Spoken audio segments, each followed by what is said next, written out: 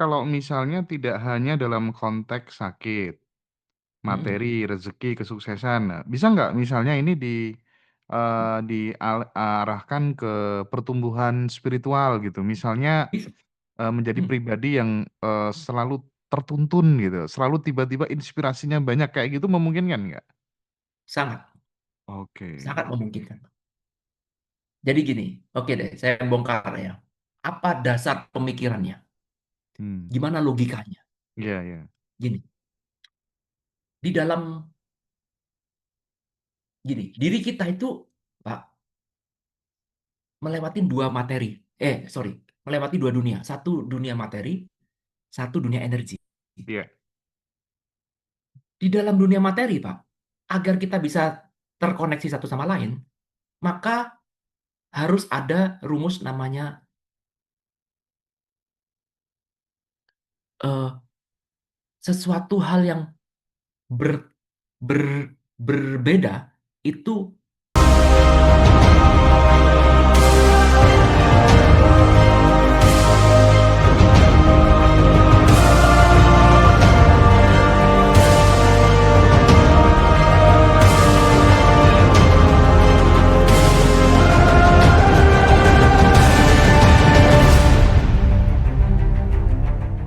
Jadi Oke. tugas semesta menciptakan skenario. Contoh tadi seperti jodoh. Boleh nggak saya punya keinginan dapat jodoh? Boleh. Tapi saya tidak tahu lewat jalur mana. Tapi saya menyiapkan jalur. Saya memudahkan urusan semesta. Ya, saya pergi bergaul dengan A, bergaul dengan B, open mind, belajar ini, kelas itu. Itu memudahkan. Tapi saya tidak tahu jalurnya mana. Nggak tahu. Jadi seringkali saya punya punya ide tentang satu cara. Ternyata cara itu nggak berjalan. Seringkali nggak berjalan. Saya berpikir A, B, C, D, F, G ya, nggak apa-apa. Kalau nggak berjalan, it's fine. Yang penting saya punya satu keyakinan bahwa semesta sudah menyiapkan ini. Semesta sudah menyiapkan jalan yang terbaik. It's fine. Mau jalan lewat manapun itu nggak apa-apa. Mau mau waktu kayak apapun juga nggak apa-apa. Jadi jadi saya membebaskan semesta, memberikan ruang bagi semesta untuk menentukan jalur hidup saya. Tapi saya udah ada goal, Pak. Boleh nggak punya goal? Boleh, boleh. Goal saya akan saya sampaikan ke semesta sebagai proposal. Belum tentu disetujuin. Belum tentu. Dan itu nggak apa-apa. Saya tidak pernah memaksakan semesta untuk selalu mewujudkan apapun yang saya inginkan. Enggak, enggak. Karena belum tentu apa yang saya inginkan itu bisa benar-benar benar-benar mewakili apa yang benar-benar saya inginkan. Karena kan apa yang saya inginkan kan berdasarkan apa yang saya ketahui saat ini. 5 tahun lagi pemikiran saya sudah berubah, maka yang saya inginkan berubah lagi. Nggak Iya. apa-apa, saya anggap semua impian saya, bukan berarti nggak boleh, buat impian boleh, tetapi semua impian saya serahkan ke semesta sebagai proposal yang bisa di-approve, bisa nggak di-approve. Ya, lalu kemudian jalannya, saya juga kasih kesempatan ke dia. Tapi saya bukan berarti diam di rumah, cuman oh ya udahlah mengalir, enggak. Yang dimaksud dengan mengalir adalah saya mengizinkan. Jadi kalau sewaktu-waktu ternyata cara saya tidak terjadi, ya ya it's fine, mungkin semesta punya plan yang berbeda, ya saya terima, jadi lebih legowo, Pak. Iya, Itu iya, ya iya. mungkin ya yang Keren, yang keren. bisa saya sharingkan. Inilah kenapa saya tidak pernah berhenti untuk mencari perspektif yang baru gitu. Karena di Ngaji Roso itu kan sebenarnya beberapa kelas pengembangan diri itu udah banyak yang ampuh-ampuh itu udah banyak gitu. Tapi Hmm. setelah kemudian dia merasa berhasil, terima kasih, ada kelas baru tuh dia ikut lagi dan ternyata memang itu sangat membantu perjalanan hidup mereka. Itulah kenapa kemudian saya senantiasa untuk kita tidak putus hubungan dengan Ko Irwan karena Ko Irwan sudah banyak belajar di sana sini di luar negeri dan mudah-mudahan nanti bisa terserap di teman-teman semuanya. Nanti mungkin kalau ada kelas The Law of Becoming, teman-teman nanti bisa join belajar banyak dengan Ko Irwan dan biasanya Ko Irwan kalau bikin kelas tuh nggak cuma sekali Zoom, tapi mungkin bisa 2 kali, 3 kali seperti itu. Nanti Hmm. akan kita info ya teman-teman. Tapi dari apa yang sudah disampaikan oleh Ko Irwan tadi, eh saya jadi punya pikiran gini Ko Irwan. Ketika kemudian Orang itu misalnya untuk mendatangkan yang namanya kelayakan, untuk supaya kemudian di frekuensi nya tadi itu dapat gitu ya, nya dapat itu kadang dia merasakan gini, misal nih belum dapat jodoh nih, alhamdulillah ya Allah akhirnya aku bisa dapat jodoh, dirasakan, bener-bener dihadirkan rasa bahagianya tuh sekarang gitu, seolah-olah udah bener-bener kejadian gitu. Nah, di fase itu mungkin nggak seseorang itu belum dapat nya itu masih belum dapat tuh mungkin nggak gitu loh. Mungkin nggak. Sebenarnya itu apakah kemudian jaminan setelah menghadirkan rasa bahagia di sesuatu yang dia inginkan, goalsnya seolah-olah benar-benar tercapai, dan setelah itu dia lepas, itu juga masih ada kemungkinan bahwa dia masih belum dapat nya. Itu gimana? Mungkin nggak? Mungkin. Mungkin ya. Apa yang nggak mungkin di semesta? Semuanya mungkin, Pak. Kenapa? Kenapa? Kenapa? Penjelasannya gimana? Jadi gini, eh step yang paling penting dalam kita mengejarkan manifestasi apapun adalah kita punya waktu di mana kita itu sudah mencapai, Pak. Rasakan dulu. Contoh deh dah. Nah, kita contoh deh ya, contoh. Kita pakai contoh orang yang sedang sakit. Oke, sakit nih, Sa. Sakit Hmm. pengen sembuh. Kenapa saya pakai contoh orang sakit pengen sembuh? Karena sakit bisa sembuh, itu miracle paling tinggi, Pak, menurut saya. Daripada orang miskin jadi kaya, itu Betul, itu betul. miracle, nothing lah. Lalu kalau udah sakit, ya, mau mau uangmu mau ditaruh mau kamu all in kan semua, belum tentu sembuh. Kalau nggak sembuh ya nggak sembuh. Hmm. Ya, jadi miracle paling tinggi adalah miracle kalau kamu sakit jadi sembuh. Nah, pertanyaannya sekarang, bagaimana kalau sekarang saya sakit? Saya pengen sembuh, goalnya pengen sembuh. Maka step nomor satu yang harus kita lalui, kita bermain di dua dunia, Pak. Kita bermain, kita bisa mengakses dua macam dunia. Satu adalah dunia dalam pikiran kita. Nomor dua adalah dunia dalam realitas kita yang kita alami sekarang. Dua-duanya harus kita akses. Kita nggak boleh salah naruh porsi di situ. Nah, setiap hari mainkan who yang sudah sembuh. Tetapi ini adalah small part. Ingat itu ya. Bukan setiap hari 24 jam main seperti itu terus. Enggak. Bukan. Contoh misalkan, setiap hari, setiap pagi, saya luangkan waktu 30 menit. 30 menit ini adalah waktu sakral saya. Di mana saya tidak kekurangan apapun. Artinya, ya saya sudah sembuh kan? Oke. Saya nggak kepingin apapun karena saya sudah sembuh. Nggak, orang yang sudah sembuh nggak kepingin sembuh, Pak. Nggak ada. Hanya orang sakit yang kepingin sembuh. Ingat itu. Jadi 30 menit saya pakai waktu sakral saya untuk tidak kepingin apa-apa. Sudah sembuh. Hmm. Sudah sembuh berarti saya nggak tidak lagi bilang kasih saya kesembuhan. Ya semesta, ya Tuhan kasih saya kesembuhan. Kalau saya masih mengatakan itu berarti saya belum sembuh. Enggak.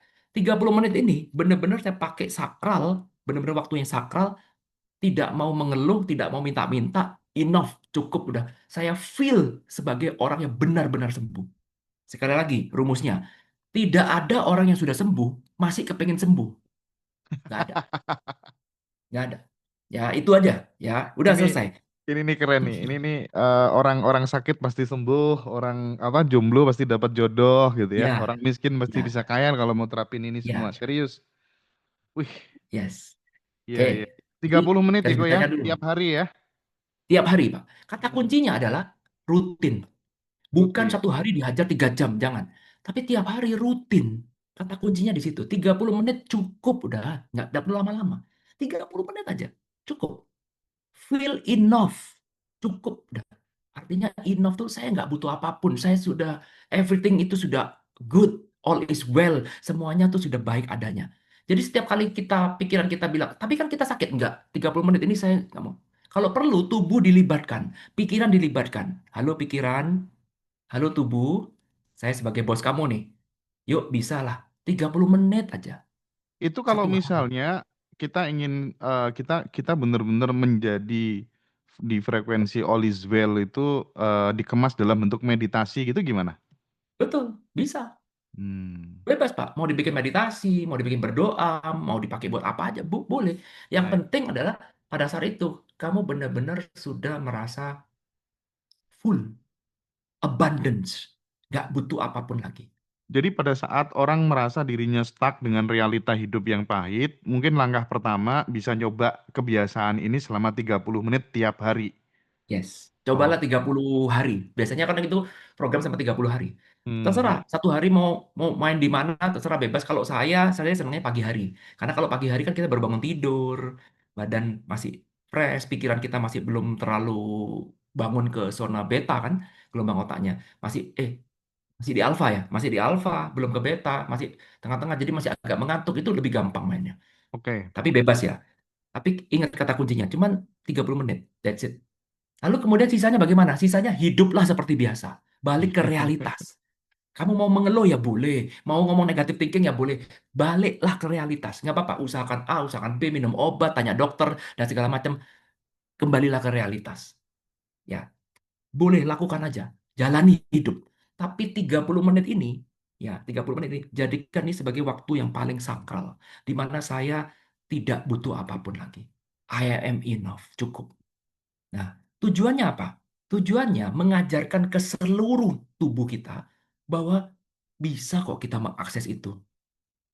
Kalau kita tidak pernah bermain di zona itu, maka rasa kekurangan kita, lack, ya, LACK, lack, itu akan terus menjadi kontrol dalam semua action kita. Jadi, kalau saya mau mau jelaskan dengan kalimat lebih ekstrim, 30 menit sejenak jadi waras lah. Sejenak jadi waras. 30 menit aja, cukup. Nggak usah lebih, nggak usah sepanjang hari begitu terus, enggak. Itu omong kosong lah. Ya, sudah lah.